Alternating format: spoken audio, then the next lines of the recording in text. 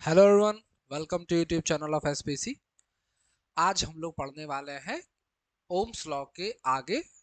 और हमें बात करनी है आज किसके बारे में? रेजिस्टेंस के बारे में, कंडक्टेंस के बारे में, रेजिस्टिविटी और कंडक्टिविटी, इन सभी टॉपिक्स के बारे में आज हम लोग क्या करने वाले हैं, डिस्कस करने वाले हैं कि ये क्या होता है, इनका टेम्परेचर के साथ डिपेंडेंसी कैसे है, किसी कंडक्टर की लेंथ बढ़ाएं, एरिया घटाएं तो किस तरीके से रेजिस्टेंसेस पे चेंज आएंगे। और थोड़ी सी कुछ बात हम लोग कार्बन रेजिस्टर की भी करेंगे। भले ही वो कट गया है हमारे सिलेबस से, फिर भी आगे कहीं ना कहीं ग्रेजुएशन में, चाहे आप इंजीनियरिंग करें चाहे आप बीएससी करने आएंगे, वहां पे आपको काम ये देने वाला है। ठीक, तो हम लोग आते हैं अपने टॉपिक पे और शुरू करते हैं कि रेजिस्टेंस की कहानी क्या है। तो चलो देखो, सबसे पहले ये कि हमने उस दिन निकाला था कि V अपॉन आई जो होता है वो होता है R, जो कि क्या था, ml upon n e square A tau. m क्या था? Mass of electron. l क्या था? Length of the conductor. E क्या था? Electronic charge. A क्या था? Area of cross section of the conductor. n क्या था? Electron density. टाउ क्या था? Average relaxation time. ठीक, ये बात हम लोग को पता है। तो यहां से हमें सबसे पहले ये पता चला कि जो R होता है वो क्या है? रेजिस्टेंस है। रेजिस्टेंस की अगर हम लोग डेफिनेशन की बात करें कि रेजिस्टेंस की डेफिनेशन क्या है, तो हम लोग बोलेंगे कि रेजिस्टेंस क्या होता है? जो करंट के फ्लो को रेजिस्ट कर रहा हो वही क्या है? रेजिस्टेंस है। तो that physical entity, that physical entity which tries to resist the flow of current, या इलेक्ट्रॉन लिख सकते हैं, flow of electron oblique current जो मन करे, इज नोन एज रेजिस्टेंस। ठीक, रेजिस्टेंस। और किसी रेजिस्टर की ये प्रॉपर्टी कि वो करंट को रेजिस्ट ही करेगा, वो रेजिस्टिविटी कहलाती है। उसकी मैथमेटिकल डेफिनेशन अभी हम लोग थोड़ी देर बाद देखेंगे। चल, तो यहाँ पे हमें इस कहानी से ये शिक्षा मिली, क्या मिली? कि भाई साहब जो आर है वो डायरेक्टली प्रोपोर्शनल है लेंथ के साथ, और आर जो है वो इनवर्सली प्रोपोर्शनल है किसके साथ? एरिया के साथ। माने कि लेंथ बढ़ाओगे तो रेजिस्टेंस क्या होगा? बढ़ने लगेगा। एरिया बढ़ाओगे तो रेजिस्टेंस क्या होगा? घटने लगेगा। हम लोग देखते हैं कि अगर अपने पास मान लो कोई पतला सा वायर है जिसकी लंबाई इतनी छोटी सी है, तो उसका रेजिस्टेंस क्या होगा? वायर पतला है माने एरिया कम है, लंबाई छोटी है माने रेजिस्टेंस कम होगा, अगर कोई उतना ही पतला वायर लंबा ले ले तो।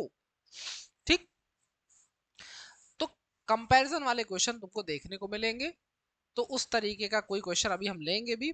उसके बाद हम एक और चीज देखते हैं कि अगर हम अपने पास कोई एक कंडक्टर है, मान लो ये, आपने मान लिया कि कोई सिलिंड्रिकल कंडक्टर अपने पास है। क्या है? कोई सिलिंड्रिकल कंडक्टर, जैसे कि कोई वायर हो या कोई ट्यूब हो, सिलिंड्रिकल कंडक्टर अपने पास है और इसकी लेंथ हमने मान ली कितनी है? एल है। अब हमने क्या किया, हमने इसके एरिया ऑफ क्रॉस सेक्शन को बताया कि ए है, लेंथ है एल, और इसको करने जा रहे हैं स्ट्रेच। जैसे ही मान लो कि ये होता तुम्हारे पास कंडक्टर, इसको तुम स्ट्रेच करोगे, इसकी लेंथ बढ़ेगी, तो ऑब्वियस है कि इसका एरिया क्या होगा? एरिया ऑफ क्रॉस सेक्शन क्या होगा? कम हो जाएगा। ठीक है, तो हमने क्या किया, इसको स्ट्रेच कर दिया। कितना स्ट्रेच किया? ऐसा स्ट्रेच किया कि इसकी जो लेंथ है एल, वो कितनी बढ़ गई? वो बढ़ गई पुरानी लेंथ से 10% ऑफ एल। माने जो नया लेंथ है एल डैश, वो पुरानी लेंथ से कितना बढ़ गया है? 10%। ठीक, और वायर क्या हो गया? लंबा हो गया। लेकिन वायर थोड़ा सा क्या हो गया होगा? एरिया में पतला हो गया होगा। ये डैम श्योर बात है, इसमें कोई दिक्कत, कष्ट, दुख, दर्द, परेशानी की बात नहीं है। अब मामला आ गया तुम्हारे सामने।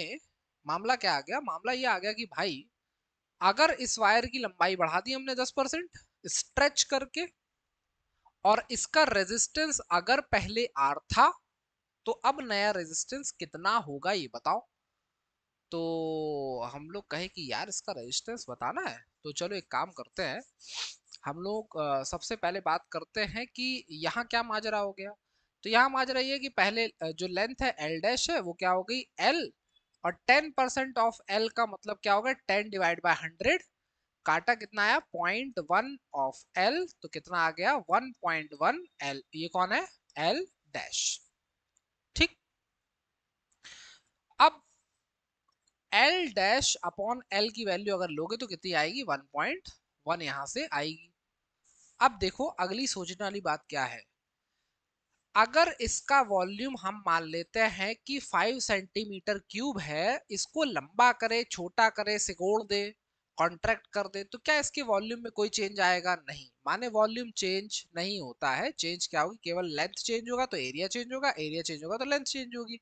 एक डायमेंशन चेंज हुआ तो दूसरा डायमेंशन उसी के करस्पॉन्डिंग ऐसा चेंज होगा कि वॉल्यूम में कोई चेंज ना आए। तो क्या करोगे, वॉल्यूम जो पहले वाला है वही क्या होगा नया। तो वॉल्यूम क्या होता है एरिया इंटू लेंथ, और ये भी क्या हो जाएगा एरिया इंटू लेंथ। ठीक। सिंस लगा के यहाँ पे इसको किया हमने। अब अगर इसको यहां भेज दे और इसको यहां भेज दे तो ए डैश और एल गया वहां, एल डैश अपॉन एल कितना आएगा, एल डैश अपॉन एल तो तुम निकाल चुके हो कितना है 1.1। ये कहानी तुम्हारे सामने आ गई। अब तुम कहोगे कि यार बात करनी है हमको रेजिस्टेंस की, तो चलो पहले एक चीज और थोड़ा सा देखो कि यहाँ पे अगर हम लोग एल और ए को छोड़ दे तो अपने सामने क्या दिख रहा है आर, जो कि क्या बन रहा है एल बाई ए। और तुमने फॉर्मूला पढ़ा था कि एक चीज होती है रो, जिसको हम कहते हैं रेजिस्टिविटी या स्पेसिफिक रेजिस्टेंस, और इस फॉर्मूले के हिसाब से अगर देखा गया तो m n e square tau l by A. तो ये कौन है, ये तुम्हारा है रेजिस्टिविटी। रेजिस्टिविटी क्या है m n e square tau. M और ई स्क्वायर क्योंकि कांस्टेंट होते हैं तो रेजिस्टिविटी डिपेंड करेगी इलेक्ट्रॉन डेंसिटी और एवरेज रिलैक्सेशन टाइम के ऊपर। ठीक है। तो बात आती है आगे कि ये क्या है तुम्हारी रेजिस्टिविटी, और फॉर्मूला क्या होता है R equal to rho l by A. अभी रेजिस्टिविटी पे आएंगे, पहले इस क्वेश्चन को लगाएंगे। ठीक। तो यहां हमने देखा कि यार ये जो पूरी कहानी हमको पता चली है, इसको अगर हम थोड़ा सा छोटा करके यहाँ चिपका दें। ठीक है। तो अब हम लोग आ गए रेजिस्टेंस पे कि नाउ आर इक्वल टू क्या होता है रो एल बाई ए, ये बात हम लोग जानते हैं। और नया रेजिस्टेंस क्या होगा R dash equal to rho l dash upon A dash. अब जल्दी से सुनो, अगर ये कॉपर का मटेरियल है तो ये लंबा हो छोटा हो पतला हो, इसकी रेजिस्टिविटी क्या रहेगी सेम रहेगी। माने अगर मटेरियल चेंज नहीं हुआ और टेम्परेचर तुमने चेंज नहीं किया तो रेजिस्टिविटी क्या रहेगी सेम। ठीक। तो आ जाओ यहाँ पे, हम लोगों ने किया क्या आर अपॉन आर डैश, अगर हमने लिया आर अपॉन आर डैश तो क्या होगा आर अपॉन आर डैश लेने की वजह से रो से रो कैंसिल होगा, क्या बचेगा एल अपॉन एल डैश और ए डैश अपॉन ए। तो तुमको पता चला कि जो नए और पुराने रेजिस्टेंस की कहानी बन रही है वो क्या बन रही है कि ए अपॉन ए डैश और L upon L dash, L यहां से ए अपॉन ए डैश क्या बनेगा 1/1.1, और L dash upon L, L dash upon L क्या उल्टा लिख दिया क्या मैंने, ये एल अपॉन एल डैश और ये ए डैश पलट के ऊपर चला गया, ए सही तो लिखा है, और एल अपॉन एल डैश की वैल्यू क्या आएगी 1/1.1। तो ये कौन आया आर आर डैश। तो आर डैश इक्वल टू कितना हो गया 1.21, इसका मल्टीप्लाई कराएंगे 1.21, और ये आया आर, ये कौन है नया रेजिस्टेंस। ठीक है। तो हम लोग नए रेजिस्टेंस को फाइंड आउट कर लिया। अब तुमसे क्वेश्चन कह रहा था कि फाइंड करिए परसेंटेज इंक्रीज इन रेजिस्टेंस। तुमने कहा कि यार परसेंटेज इंक्रीज इन रेजिस्टेंस निकालना है, तो हम लोग एक काम करते हैं, परसेंटेज इंक्रीज इन आर जो भी होता है वो क्या होता है, नए रेजिस्टेंस में से पुराने को माइनस करो, डिवाइड बाय पुराना वाला। किसी भी चीज का परसेंटेज इंक्रीज और डिक्रीज निकालना होगा, हम लोग इसी पैटर्न को फॉलो करेंगे, नए में से पुराना माइनस, डिवाइड बाय पुराना वाला, इनटू 100। तो ये कितना हुआ, आर डैश कौन है, 1.21 आर, हमने रखा है यहाँ पे 1.21 R minus R upon R into 100, R common, R से आर की सेवा समाप्त। 1.21 में से 1 गया, कितना बचा 0.21, और 0.21 इंटू 100 करोगे तो कितना आएगा 21%। तो परसेंटेज इंक्रीज इन रेजिस्टेंस कितना आया 21%। ठीक, अब इस क्वेश्चन को डायरेक्ट याद कर लेंगे कि अगर परसेंटेज चेंज इन लेंथ 10% है, बाय स्ट्रेचिंग की बात हो रही है, स्ट्रेच करने पे तभी, तो परसेंटेज इंक्रीज रेजिस्टेंस कितना होगा 21%। स्टार मार के नोट बना के लिख लेंगे कि परसेंटेज चेंज अगर लेंथ में कितना है 10%, तो रेजिस्टेंस में होगा 21%। लेंथ में अगर है 20% तो रेजिस्टेंस में होगा 44%। लेंथ में है 30% तो रेजिस्टेंस में होगा 69%। ठीक, ये एकदम तोता परी की तरह याद कर लोगे कि हाँ ये आंसर तो इतने इतने ही आएंगे। ठीक, समझ गए बात। तो चलो फिर आगे देखो। अब मान लो कि हमसे कहता कि भाई साहब 10 20 30 को मारो गोली, रेजिस्टेंस जो परसेंटेज चेंज इन लेंथ है वो 0 से लेके 9% के आसपास का कुछ है, 5% है, 3% है, तो क्या होगा, तो ऐसी सिचुएशन अगर आई कि लेंथ 0 से 9% तक का कोई चेंज बता रहा है, तो तुम रेजिस्टेंस में direct twice of percentage change in length से मल्टीप्लाई करा दोगे।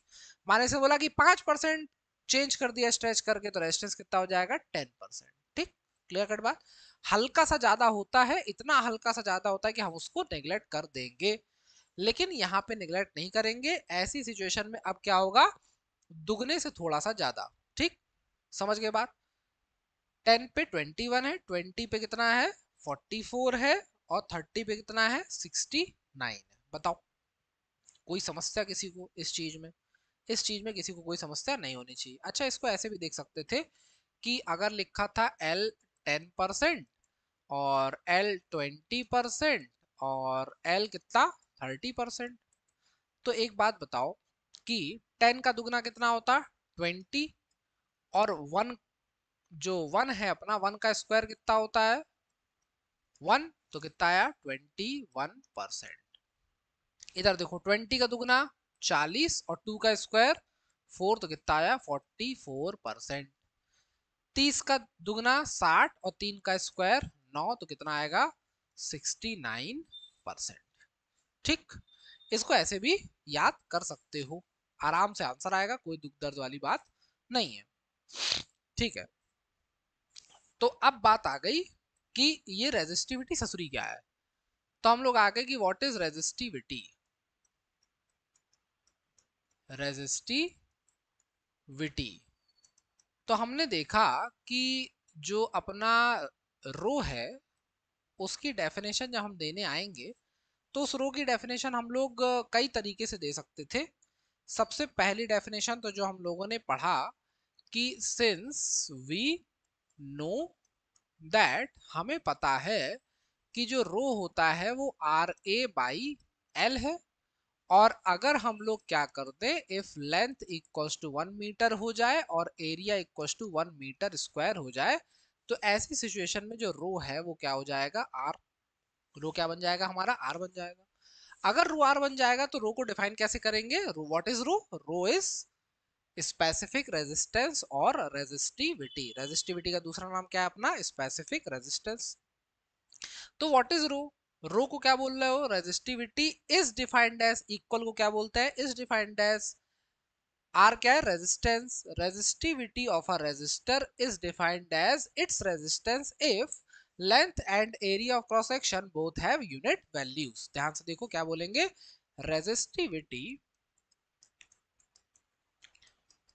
Of a resistivity of material of resistor लिखते हैं, of material of resistor is defined as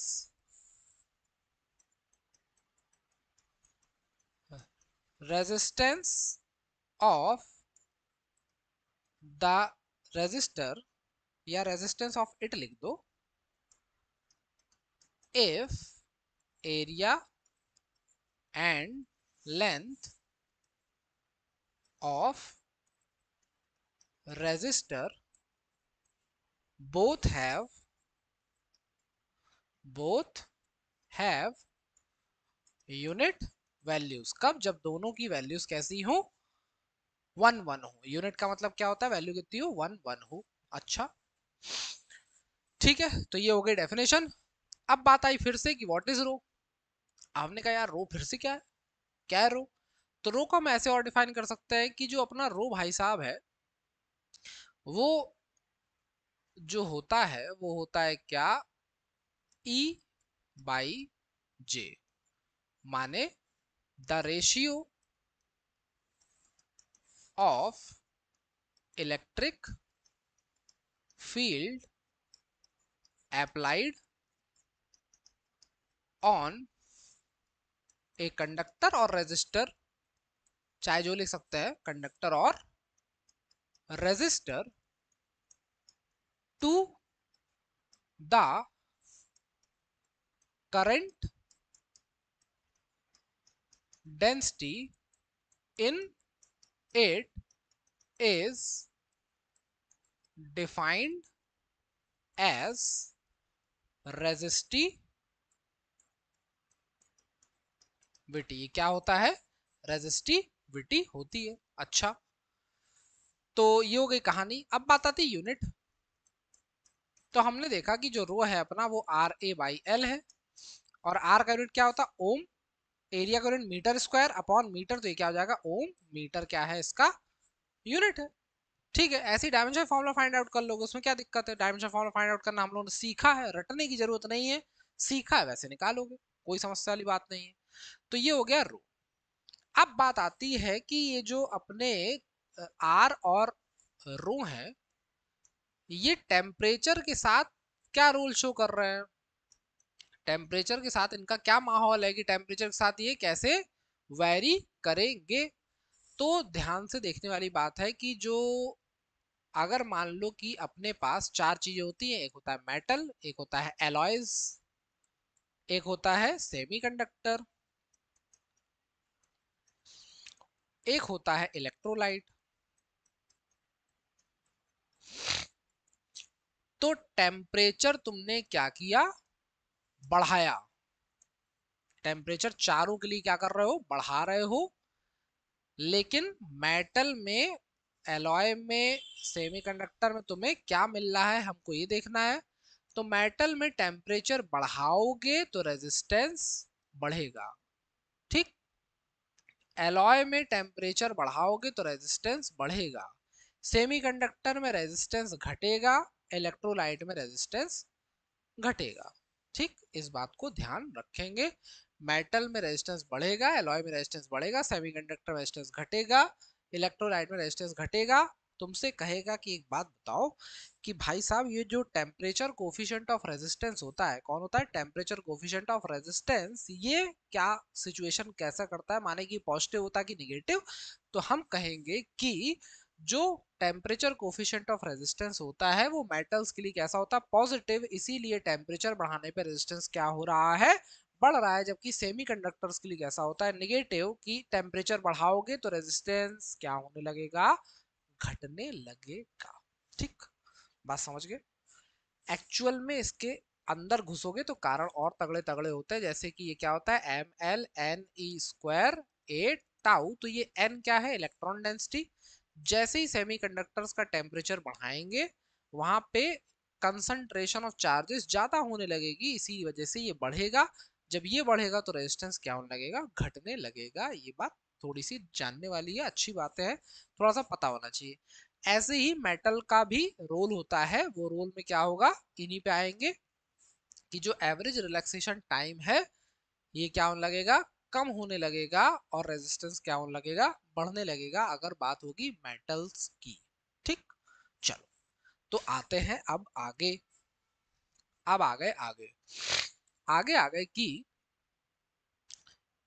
length को हमने n टाइम्स इंक्रीज कर दिया, n टाइम्स स्ट्रेच करके ही कहानी चल रही है। ठीक, कहानी किसकी है, स्ट्रेच करके है। और रेडियस को 1/n टाइम्स क्या कर दिया, डिक्रीज कर दिया। इसको क्या कर दिया, n टाइम्स इंक्रीज, इसको n टाइम्स डिक्रीज। तो रेजिस्टेंस पे क्या फर्क पड़ेगा, अच्छा लेंथ बढ़ाने से रेजिस्टेंस बढ़ता है, हाँ। एरिया कम करने से रेजिस्टेंस बढ़ता है, हाँ। माने रेजिस्टेंस तो दोनों केस में क्या होने वाला है, बढ़ने वाला है। रेजिस्टेंस दोनों केस में क्या होने वाला है, बढ़ने वाला है, बात ध्यान रखना। तो अब क्या होगा, यहाँ पे ध्यान से देखो, ध्यान से देखने वाली बात यह है कि अब यहाँ पे जो हमारा रेजिस्टेंस होगा नया, वो पुराने रेजिस्टेंस से n स्क्वायर टाइम्स हो जाएगा। जो रेजिस्टेंस होगा पुराने रेजिस्टेंस से कितने टाइम्स हो जाएगा, n स्क्वायर टाइम्स हो जाएगा।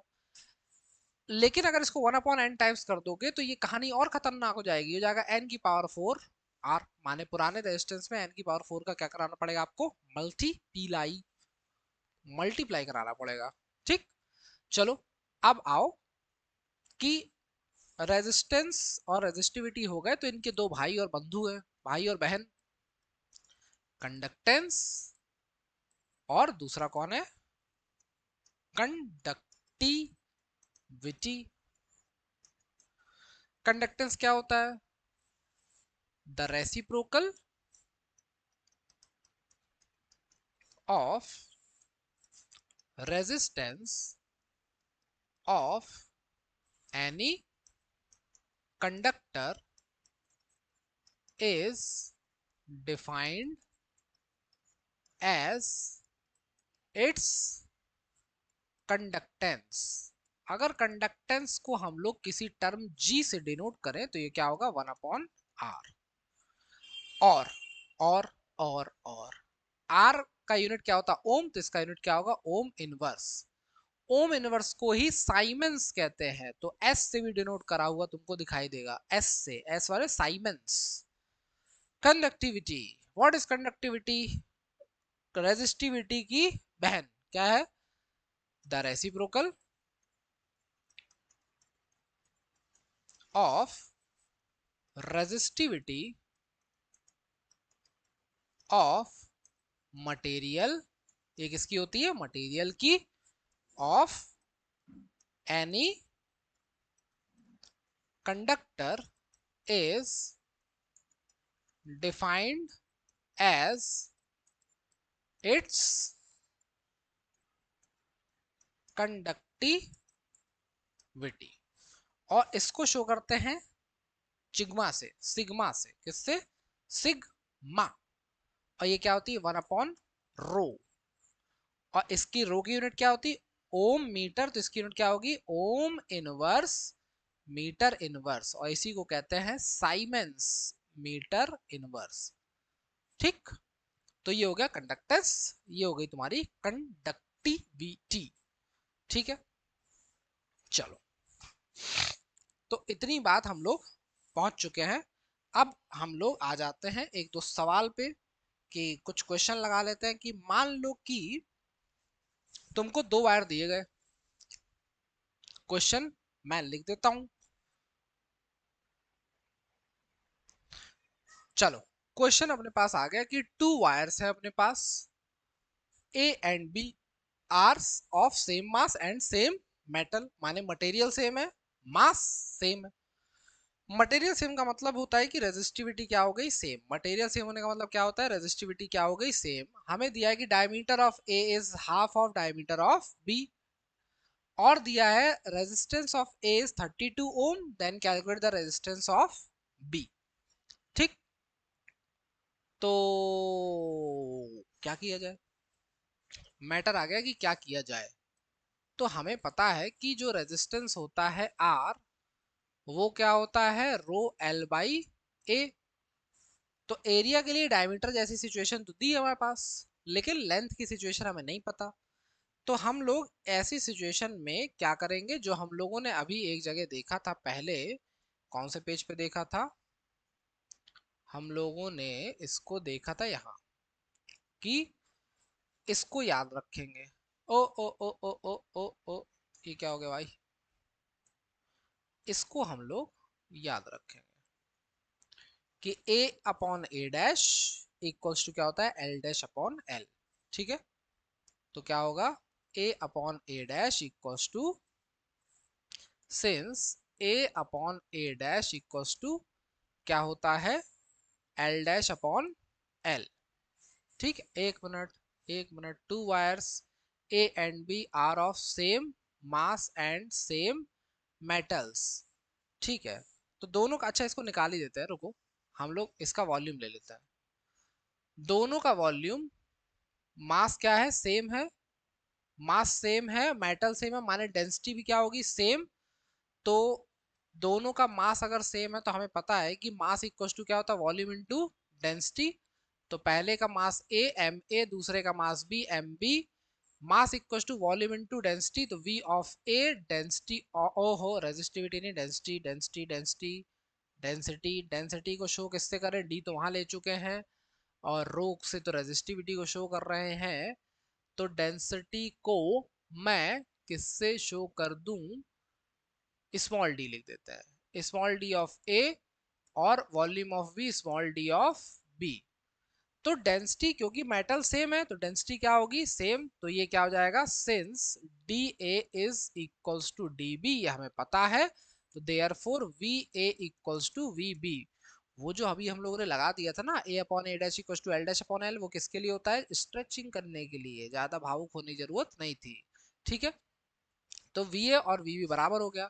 अब अगर वायर है तो वायर का वॉल्यूम क्या होगा, पाई आर स्क्वायर एल।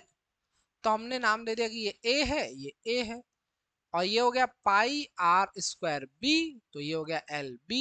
पाई ने, तो अगर यहां से हम लोग क्या करें, R A upon R B का स्क्वायर इधर कर दे, तो ये क्या हो जाएगा, L B upon L A, ये आया इधर, ये गया उधर। अब ध्यान से देखो, ध्यान से देख रहे हो कि ये क्या लिखा है, D A upon D B, तो इसका मतलब R A upon R B भी कितना होगा, 1/2, क्योंकि जो डायमीटर का रेशियो होता है वही तो रेडियस का भी रेशियो होता है। तो ये आ गया नीचे। अब क्या होगा, ये बना तुम्हारा 1/2 का स्क्वायर, माने कि 1/4, ये कौन आया, L B upon L A. ठीक है, अब तुम्हें निकालना क्या है, आर बी। तो देखो, अगर हम लोग ध्यान से देखें कि जो आर होता है वो क्या होता है, रो एल बाई ए, तो उस हिसाब से R A upon R B दोनों के लिए, क्योंकि मटेरियल सेम है, मेटल सेम है, तो रेजिस्टिविटी सेम होगी। तो ऐसी सिचुएशन हम लोग सीधे लिखेंगे l A upon l B into A B upon A A. ठीक,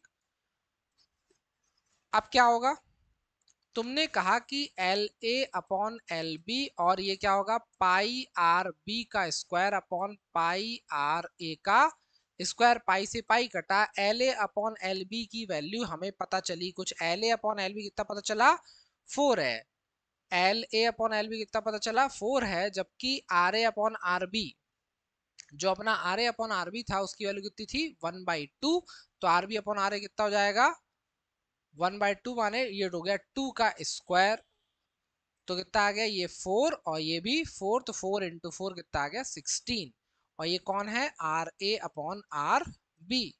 अब हमें आर ए दिया था कितना, 32, आर बी की वैल्यू पूछा था, तो 32 हमने रखा, आर बी, और ये कितना हो गया, 16, 16 से 2 बार कैंसिल, आर बी की वैल्यू कितनी मिली हमें, 2 ओम। तो इस तरीके का क्वेश्चन बहुत छोटा सा देखने को मिल सकता है। अब आओ आगे, आगे आ जाओ, कि अगर हम लोग थोड़ी सी बात करें कि ये कार्बन रेजिस्टर की क्या कहानी होती, कार्बन रेजिस्टर, तो जो भी रेजिस्टर्स हमारे इलेक्ट्रॉनिक सर्किट्स में लगे होते हैं वो क्या होते हैं, कार्बन रेजिस्टर होते हैं। फिजिक्स लैब में दिखाए जाएंगे, कुछ एक्टिविटीज में भी इनका नामो निशान तुमको देखने को मिलेगा। ये कैसे दिखते हैं, ये दिखते हैं कुछ ऐसे, और कुछ इस तरीके का इनका स्ट्रक्चर होगा। यहाँ पे कुछ ऐसे वायर से, वायर का मतलब कुछ कंडक्टर होता है किसी मेटल का बना हुआ, और यहाँ पे तीन ऐसे वो बने होंगे तुमको पट्टियां, एक पट्टी कोई इस तरफ बनी होगी, और तुमसे कहेगा कि इसका रेजिस्टेंस बताओ। तो कार्बन रेजिस्टर के जो कोड होते हैं उनको याद रखेंगे। ये क्या होता है? Black, brown, red, orange, yellow, green, blue, violet, grey, white. ठीक, ये कलरफुल बैंड इस तरफ होंगे, लेफ्ट साइड में तीन पट्टियां दिखेंगी। इसका कोड 0 1 2 3 4 5 6 7 8 और 9। अब देख रहे हो कि राइट साइड में भी एक पट्टी दिख रही छोटी सी, ये होती है टॉलरेंस। माने कि हो सकता है कुछ ऊपर नीचे रेजिस्टेंस जाए, तो इसके लिए दिखेगा गोल्ड, सिल्वर या फिर नो कलर, कोई कलर नहीं हो सकता है कि ये चौथा बैंड बना ही ना हो। तो इसका मतलब 5% टॉलरेंस, 10% टॉलरेंस या 20% टॉलरेंस। अब कैसे रेजिस्टेंस निकालते हैं? मान लो कि हमें, ध्यान से देखो, एक ही बताएंगे ज्यादा क्योंकि ये अपने सिलेबस में है नहीं, फिर भी थोड़ा सा आइडिया होना चाहिए। मान लो कि हमें दिया कि एक रजिस्टर है जिसपे ग्रीन कलर सबसे पहले है, फिर येलो है, ग्रीन, येलो, ऑरेंज, और जो चौथा है वो है गोल्ड। तो रेजिस्टेंस कितना होगा? तो रेजिस्टेंस कैसे लिखा जाता है, ध्यान से देखो। सबसे पहले ग्रीन कलर, ग्रीन पे चले जाओ। ग्रीन का कोड क्या है? 5। 5 को डायरेक्ट लिख दो, 5 को लिख दिया डायरेक्ट। अगला कौन है? येलो। येलो पे आओ, येलो का कोड क्या है? 4। 4 लिख दो डायरेक्ट। इसके बाद जो अगला कोड आएगा तीसरा नंबर, वो इंटू 10 की पावर में चढ़ेगा। ध्यान रखेंगे क्या चढ़ेगा? इंटू 10 की पावर में। तो ऑरेंज का कोड कितना है? 3, तो ये आ गया 3। और गोल्ड का टॉलरेंस कितना है? 5%, तो प्लस माइनस 5%। बाकी जो भी रेजिस्टेंस आए कितना है? 54,000 ओम। 54,000 से 5% ज्यादा, 5% कम, माने इस रेंज में इसका रेजिस्टेंस हो सकता है। माने 54 किलो ओम का रेजिस्टर है। तो अगर तुम्हें अब कोई भी ऐसा कार्बन रेजिस्टर मिलेगा तो तुम देख के पहचान लोगे कि उसका रेजिस्टेंस कितना होना चाहिए। ठीक, तुम पहचान जाओगे आराम से कि जो हमारा रेजिस्टेंस है वो कितना कितना लगभग वहां पे देखने को मिल रहा है। ठीक है। अगर हम लोग बात करें टेम्परेचर कोफिशिएंट ऑफ रेजिस्टेंस की, टेम्परेचर कोफिशिएंट ऑफ रेजिस्टेंस की बात करें तो इस पे छोटा मोटा न्यूमेरिकल देखने को मिल सकता है। तो ये क्या होगा? मान लो कि कोई मेटल था जो 0 डिग्री सेंटीग्रेड से किसी पर्टिकुलर टेम्परेचर पे पहुंचा। ठीक, तो जो अल्फा होगा वो क्या होगा? उस पर्टिकुलर पॉइंट पे रेजिस्टेंस माइनस जो रेजिस्टेंस पहले था, अपॉन जो रेजिस्टेंस पहले था, इनटू टेम्परेचर का डिफरेंस। तो 0 से T का टेम्परेचर डिफरेंस कितना होगा? T होगा। बताओ, इसमें कोई दिक्कत नहीं है। तो ये तो बहुत आसान सी बात हमको देखने को मिली। अगर इसको यहाँ भेज दोगे तो ये जाएगा अल्फा R0T, और इस R को भी यहाँ लाओगे तो R0, और ये बनेगा RT। तो RT क्या बन जाएगा? RT बनेगा R0 common 1 plus alpha T। तो इस तरीके का कुछ देखने को मिल सकता है। अच्छा, यही टेम्परेचर अगर T1 से T2 डिग्री सेंटीग्रेड जा रहा होता, T1 से T2, और R1 तुम्हें पता होता, ये क्या होता? नोन है, और R2 तुम्हें ना पता होता, या R2 पता होता, ना पता होता, या कुछ भी होता। अगर R2 पता होता तो अल्फा ना पता होता, अल्फा पता होता तो R2 ना पता होता। तो मान लो कि ये दोनों नोन है, कुछ भी ऐसे मान लिया हमने कि चेंज हुआ, या ऐसे मान लो अभी नोन नोन गए भाड़ में, सीधे हमने कहा कि ये R1 से रेजिस्टेंस कितना हो गया? R2। टेम्परेचर इंक्रीज किया T2 डिग्री सेंटीग्रेड पे, रेजिस्टेंस चला गया कहाँ? R पे। तो जो अल्फा होगा वो इस हिसाब से क्या होना चाहिए? ये होना चाहिए R2 minus R1 upon R1, और ब्रैकेट में क्या होगा? T1 माइनस T2 का डिफरेंस, जो भी बड़ा छोटा होगा उस तरीके से डिफरेंस ले लोगे, या T2 माइनस T1 ले लो।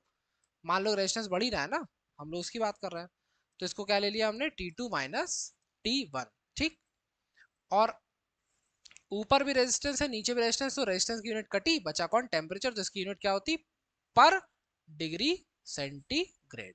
ठीक है, तो इस पे बहुत सस्ता मुद्दा मजबूत टिकाऊ सा कोई क्वेश्चन देखने को मिल सकता है कि इसको बता दो। जैसे कि मान लो हम एक क्वेश्चन ले ही ले कि एक बॉडी का टेम्परेचर पहले 20 डिग्री सेंटीग्रेड था, उसको हमने कर दिया 45 डिग्री सेंटीग्रेड, और उसका रेजिस्टेंस पहले था, मान लो कि तुमको दे दिया हमने, उसका रेजिस्टेंस था पहले 50 किलो ओम, और अब रेजिस्टेंस कितना होगा 45 डिग्री पे, जबकि उसका अल्फा जो है वो 0.25 पर डिग्री सेंटीग्रेड है। ऐसा कुछ हमने क्वेश्चन बना दिया। तो हमने कहा कि यार अगर ये सिचुएशन है तो अल्फा का फॉर्मूला क्या था, आर, दो टेम्परेचर है तो 45 माइनस आर 20 अपॉन आर 20, और यहाँ पे क्या होगा, यहाँ पे होगा टेम्परेचर का डिफरेंस, तो इन दोनों का डिफरेंस कितना है 45 माइनस 20, तो इसकी वैल्यू हमने देखी कितनी 0.25, और इक्वल टू आर 45 की वैल्यू हमें पता करनी है कि कितना होगा, माइनस आर 20 हमें दिया है 50 किलो ओम है, नीचे भी 50 किलो ओम है, तो इसका आंसर हम 50 किलो ओम में निकाल लेंगे, तो 50-50 ही रखते हैं, और ये गैप कितने का हो गया 25 का। इसको भेजो मल्टीप्लाई कराने, तो क्या होगा 25 इंटू 25 625, तो 6.25, और इंटू में कौन बैठा 50, और यहाँ कौन बचा बैठा है आर 45 माइनस 50, इसको यहाँ ले आओ, तो क्या होगा आर 45 इक्वल्स टू 50 इधर आया तो 50 कॉमन, और 6.25 माइनस 1, तो 50 इंटू 5.25 मल्टीप्लाई करा लोगे और तुम्हारा क्या आ जाएगा आंसर, किस में आएगा किलो ओम में। ठीक, तो इस तरीके से कोई छोटा मोटा क्वेश्चन तुमको देखने को आसानी से मिल सकता है कि अगर हम लोग निकालना हो टेम्परेचर कोफिशिएंट तो क्या आएगा, किस तरीके से हम लोग उसको फाइंड आउट करेंगे। ठीक, एक दो ग्राफ की बात अगर करें कि रेजिस्टिविटी या टेम्परेचर के साथ चलोगे, तो देखो टेम्परेचर लगभग डायरेक्टली प्रोपोर्शनल होता है किसके, टेम्परेचर के किसके लिए, ओमिक रेजिस्टर्स के लिए, जबकि इनवर्सली प्रोपोर्शनल जाएगा किसके लिए, सेमी कंडक्टर के लिए। तो ये मेटल्स के लिए, ये किसके लिए, सेमी कंडक्टर के लिए। तो सेमी कंडक्टर के लिए अगर रेजिस्टेंस और टेम्परेचर का ग्राफ बनाओगे ना तो कैसा बनेगा, ऐसा, किसके लिए है, फॉर सेमी कंडक्टर। जो रेजिस्टेंस का ग्राफ होगा वही रेजिस्टिविटी का ग्राफ होगा, और अगर यही ग्राफ बनाओगे किसी मेटल के लिए तो ये कहीं ना कहीं तो तुमको सीधा मिलेगा, चाहे हो सकता मतलब डिफरेंट मेटल्स की डिफरेंट मिल सकता, हो सकता है तुम्हें ऐसा मिले, हो सकता है तुम्हें ऐसा मिले। ठीक, लेकिन मिलेगा कैसा, जहां से भी मिलेगा कुछ ना कुछ स्ट्रेट लाइन जैसा ही मिलेगा। हो सकता है कभी कभी ऐसा दिखे कोई ग्राफ, देखो कैसा, हल्का सा शुरुआत में ऐसे किया लेकिन फिर ऐसे चला गया, माने कुछ टाइम बाद तो सीधा हो गई। लगभग इसकी इसीलिए कहा जा रहा है कि जो रेजिस्टेंस है वो टेम्परेचर के नियरली डायरेक्टली प्रोपोर्शनल होता है। ये कोई नहीं कहेगा कि एग्जैक्ट डायरेक्टली प्रोपोर्शनल दिख रहा है, तो ये किसके लिए फॉलो कर रहा, मेटल्स के लिए कर रहा है। अगर स्ट्रेट लाइन दिख रही तो माने कौन है, मेटल है, मेटल है माने ओम्स लॉ को फॉलो कर रहा है। ठीक है, तो ये टेम्परेचर जो भी रेजिस्टेंस अपना है, रेजिस्टेंस से जुड़ी जितनी कहानी है वो क्या हो गई ये। अच्छा, तो क्या कोई ऐसा मान लो कि कुछ ऐसा सिचुएशन भी होता है क्या कि कभी टेम्परेचर लगभग जीरो के पास पहुंच जाए, तो हम कहेंगे हाँ, ऐसी भी कोई संभावना है कि टेम्परेचर कब जीरो पहुंच जाता है, जब हम लोग पहुंच जाए उसकी सुपर कंडक्टिविटी की स्टेट में, सुपर कंडक्टिविटी के स्टेट में पहुंच जाए। तो जैसे अपना मरकरी है एच जी, 4.2 केल्विन के आसपास इसका रेजिस्टेंस नियरली क्या हो जाता है, जीरो, ऑलमोस्ट रेजिस्टेंस क्या होने लगता है, वैनिश, और ये क्या बनने लगता है, सुपर कंडक्टर।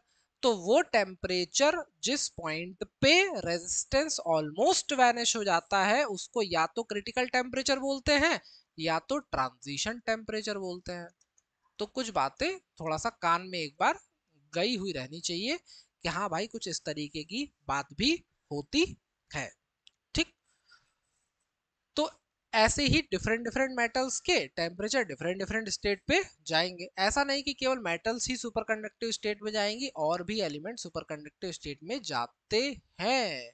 वो कब पढ़ोगे, जब बड़े हो जाओगे। अभी ट्वेल्थ में हो, छोटे बच्चे हो, ऐसा मत सोचना अपने आप को कि मैं बहुत बड़ा हो गया हूँ ट्वेल्थ में आ गया हूँ, ऐसा कुछ नहीं, अभी तो तुम छोटे हो, नादान हो, गदेला हो। ठीक, अभी तुम और बड़े हो गए तब तो पता चलेगा अरे जादू हो गया हमारे साथ। तो बचपन से कहा गया था कि बस 10th तक तो पढ़ना है, बस 12th तक तो पढ़ना है। पता चलेगा कि 12th के बाद जो पढ़ना है वही तो सबसे ज्यादा जरूरी है। अगर वो नहीं पढ़ा तो कहानी लग गई। ठीक। चलो, तो ये हो गई हमारी पूरी कहानी रेजिस्टेंस की। अब हम लोग इसके बाद हम लोगों को कुछ चीजें बची हैं। अब किरचॉफ्स लॉ और व्हीटस्टोन ब्रिज। मीटर ब्रिज तो कट ही चुका है सिलेबस से, और इलेक्ट्रिक पावर थोड़ा सा। तो हम लोग का ये चैप्टर जो है पूरी तरीके से हो जाएगा समाप्त। तो हम लोग ये जो शुरुआत से 3 चैप्टर पढ़ रहे हैं अपने लगातार मिक्स्ड पैटर्न पे, कुछ कोई भी पैटर्न ऐसा नहीं चल रहा है कि हम लोग उस चैप्टर की चीजें लगातार पढ़ रहे थे फिर कुछ ऐसा फिर कुछ ऐसा, नहीं। हम लोग 3 चैप्टर करंट से रिलेटेड जो थे, चार्ज से रिलेटेड जो थे, पूरा इलेक्ट्रिक सेक्शन वो एक साथ पढ़ रहे थे। इसके बाद फिर हम लोग अपने नए टॉपिक्स माने नए चैप्टर्स में घुसेंगे। तो अभी हम लोगों को दो दिन, 2 या 3 लेक्चर और देखने पड़ेंगे। एक व्हीटस्टोन ब्रिज पे, एक किरचॉफ लॉस पे, एक इलेक्ट्रिक पावर पे, और हम लोग आ जाएंगे आगे। ठीक। तो मिलते हैं हम लोग अपने नेक्स्ट लेक्चर में। तब तक पढ़ते रहिए, रिवाइज करते रहिए। जय हिंद, जय भारत।